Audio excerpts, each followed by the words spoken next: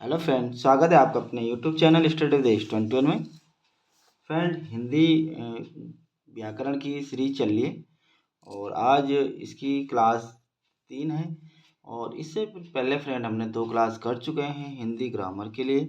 और फ्रेंड, यह जो हिंदी ग्रामर की सीरीज है, ये आपके जितने भी कॉम्पिटिटिव एग्ज़ाम हैं, UK triple SC, UK PSC, TGT, PGT या फिर अदर स्टेट का कोई भी स्टेट लेवल का है या सेंट्रल लेवल का है, जहाँ पर भी हिंदी व्याकरण से संबंधित प्रश्न पूछे जाते हैं, उन सभी परीक्षार्थियों के लिए यह सीरीज काफ़ी महत्वपूर्ण होने वाली है। और इसमें हम हिंदी ग्रामर, जो कि हिंदी व्याकरण को पूरी डिटेल से पढ़ने वाले हैं। और मुझे लगता है अगर अगर आप लोगों ने यह सीरीज एक बार पढ़ ली तो उसके बाद आपको हिंदी व्याकरण में कभी कोई समस्या नहीं होगी और आपके जितने भी क्वेश्चन आएंगे वो सारे बन सकते हैं। तो फ्रेंड, इससे पहले हमने 2 क्लासों में हिंदी व्याकरण का अर्थ और साथ ही साथ हिंदी में जो स्वर होते हैं उनके बारे में पढ़ा था। आज हम पढ़ने वाले हैं व्यंजन।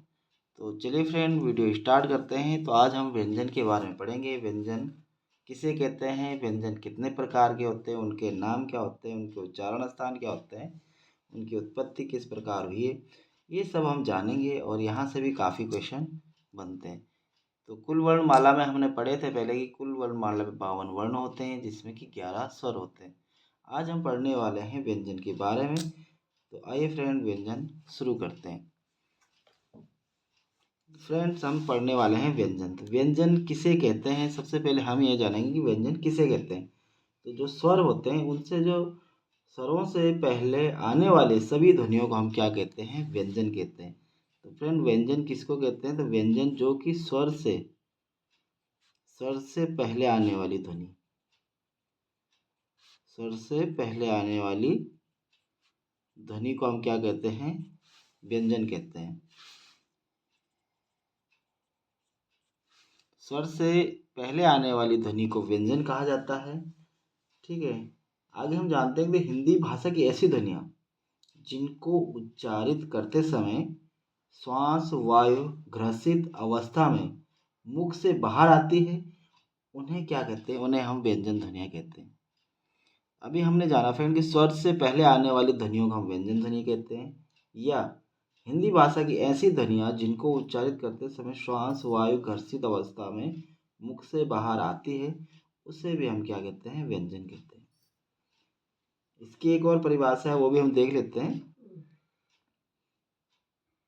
हिंदी भाषा की ऐसी ध्वनियाँ जिनको लिखने के लिए और उच्चारित करने के लिए स्वर ध्वनियों की आवश्यकता होती है।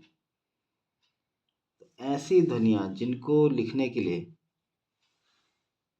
ऐसी ध्वनियाँ जिनको लिखने के लिए और उच्चारित करने के लिए स्वर ध्वनियों की आवश्यकता होती है, उन्हें हम क्या कहते हैं, व्यंजन ध्वनियाँ कहते हैं। ठीक है। तो ऐसी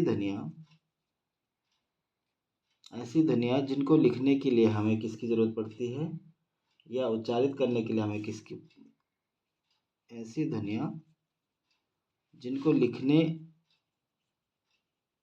और उच्चारित करने के लिए,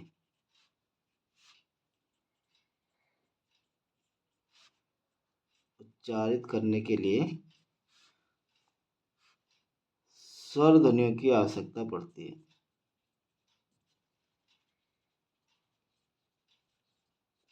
स्वर ध्वनियों की आवश्यकता,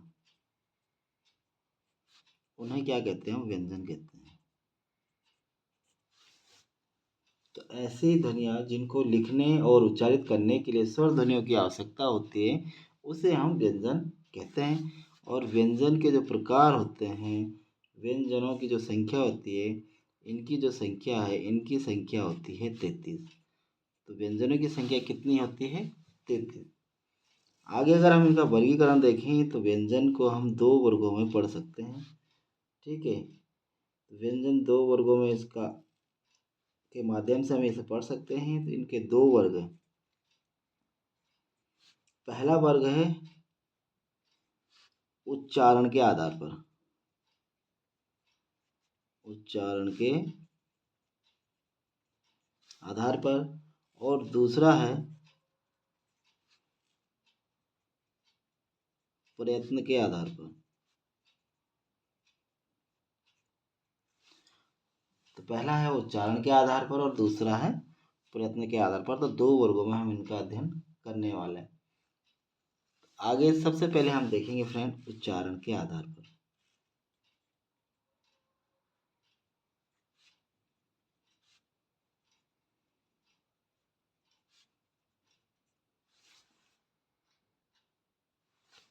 फ्रेंड उच्चारण के आधार पर हम यहाँ पर देखेंगे सबसे पहले स्वतंत्र कंपन के। तो जो स्वतंत्री होती है, स्वतंत्री कंपन, और दूसरा वर्गीकरण होता है इसका श्वास वायु की मात्रा पर।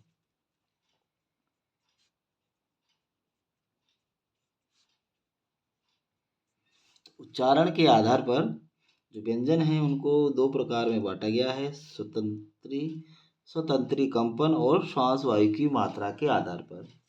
स्वतंत्री कंपन की अगर हम बात करें तो यहाँ पर दो प्रकार से हम इसको जानेंगे।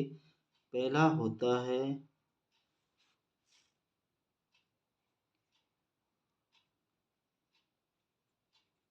सघोष,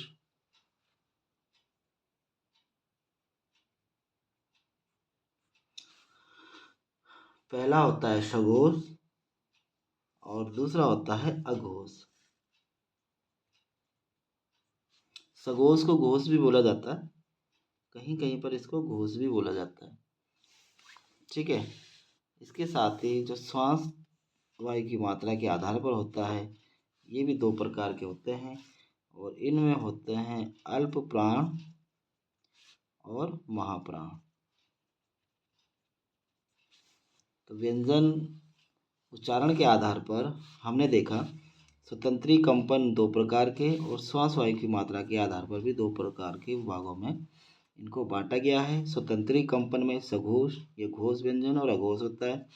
साथ ही साथ श्वास वायु की मात्रा में अल्प प्राण और महाप्राण यहाँ पर होता है। अब हम जानेंगे सबसे पहले सघोष या घोष व्यंजन।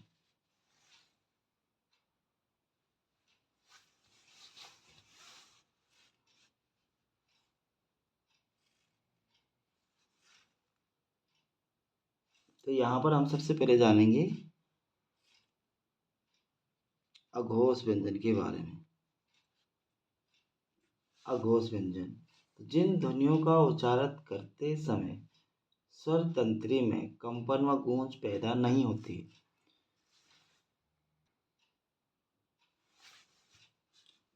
अघोष या इनको कंपन रहित व्यंजन भी कहा जाता है। अघोष या कंपन रहित व्यंजन तो वह जिन ध्वनियों का उच्चारित करते समय स्वर तंत्री में कंपन व गूंज पैदा नहीं होती, उन्हें हम क्या कहते हैं, अघोष व्यंजन कहते हैं। तो जिन ध्वनियों का उच्चारण करते समय हमारी क्या होती है कि जो स्वर तंत्री है उसमें कंपन व गूंज पैदा नहीं होती। तो जो स्वर तंत्री है उनमें क्या होता है, कंपन और गूंज नहीं होती, उसे हम अघोष ये कंपन रहित व्यंजन कहते हैं। इनकी जो संख्या है, इनकी संख्या 13 होती है और यह जो व्यंजन होते हैं यह प्रत्येक वर्ग के पहला और दूसरा वर्ण होता है।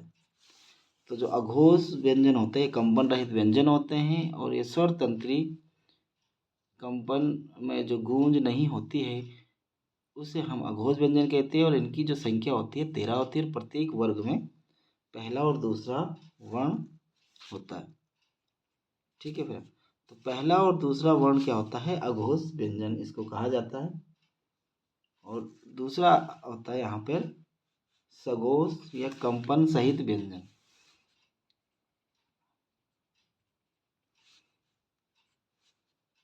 सघोष या कंपन सहित व्यंजन।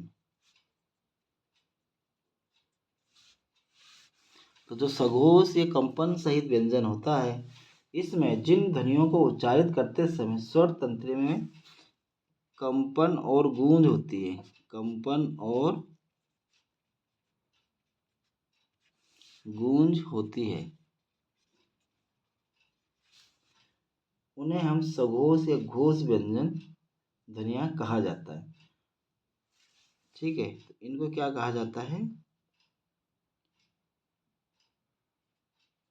सघोष या घोष व्यंजन। इनको हम सघोष या घोष व्यंजन कहते हैं और यह प्रत्येक वर्ग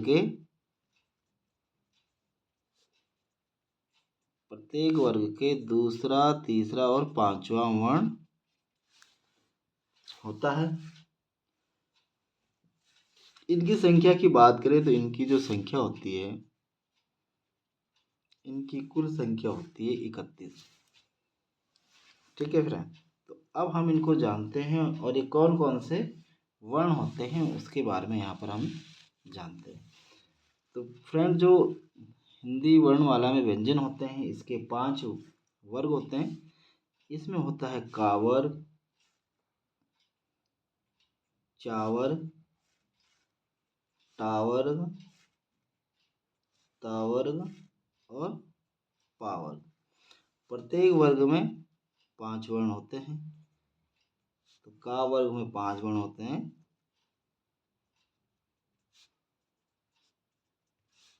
इसी प्रकार चा वर्ग में भी 5 वर्ण होते हैं।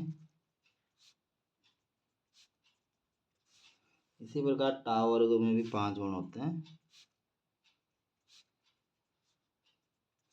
और ता वर्ग में भी 5 वर्ण होते हैं आपके।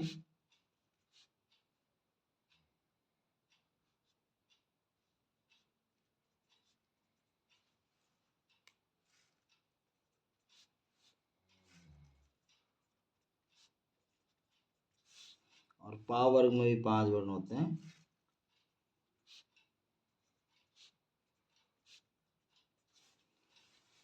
तो जो सघोष व्यंजन होते हैं, यह फ्रेंड पहला और दूसरा जो वर्गों का पहला और दूसरा वर्ण होता है, इसको हम बोलते हैं अघोष व्यंजन। ठीक है, इसी प्रकार तीसरा, चौथा और पांचवा ये जो वर्ण होते हैं, इनको बोला जाता है सघोष व्यंजन। सघोष या घोष व्यंजन कहा जाता है। तो ये 5 वर्ग हैं, 1, 2, 3, 4 और 5 वर्ग, और प्रत्येक वर्ग में 5 वर्ण होते हैं। तो ये कुल 25 व्यंजन हैं। और यहाँ पर हमने देखा कि प्रत्येक वर्ग में पहला और दूसरा जो व्यंजन होता है वह अघोष होता है और दूसरा, तीसरा, चौथा और पांचवा वर्ण सघोष होता है। यहाँ पर भी हम नंबरिंग कर सकते हैं, आप लोग समझ सकते हो। यहाँ से 1, 2, 3, 4 और 5, तो ये वर्ग हैं। ठीक है, अब यहाँ पर जो अघोष व्यंजन होते हैं, वहाँ पर 3 वर्ण और आते हैं, श, श और सा।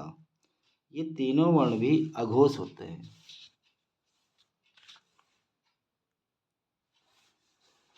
तो ये तीनों वर्ण भी अघोष होते हैं। इस प्रकार सघोष जो व्यंजन होते हैं, इनकी संख्या हो जाती है 11।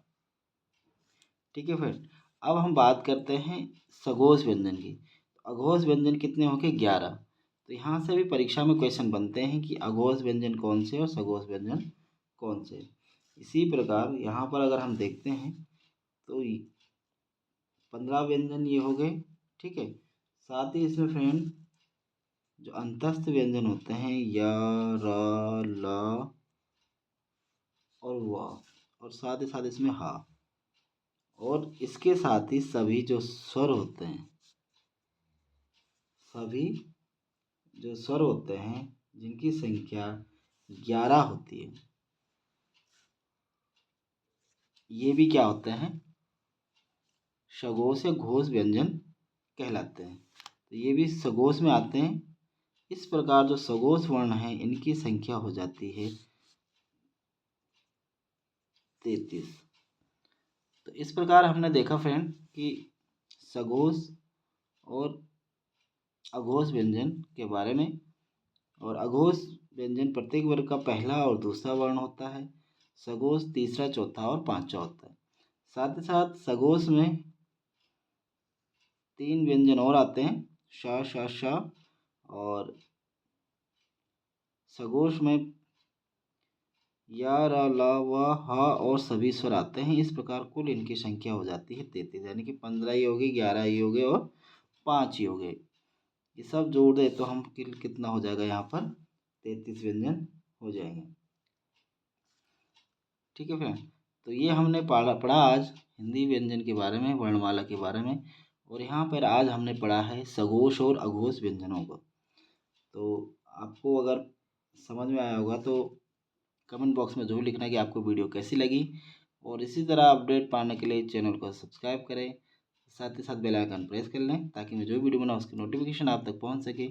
और फ्रेंड, आपको ये क्लास कैसी लगी इसके लिए कमेंट बॉक्स में आप ज़रूर लिखिए। और अगर आपको कहीं पर कोई पढ़ाने का जो समझाने का तरीका है उसमें कुछ चेंज करने के लिए लगता है या कुछ भी आप सजेशन कर सकते हो। थैंक यू भैया।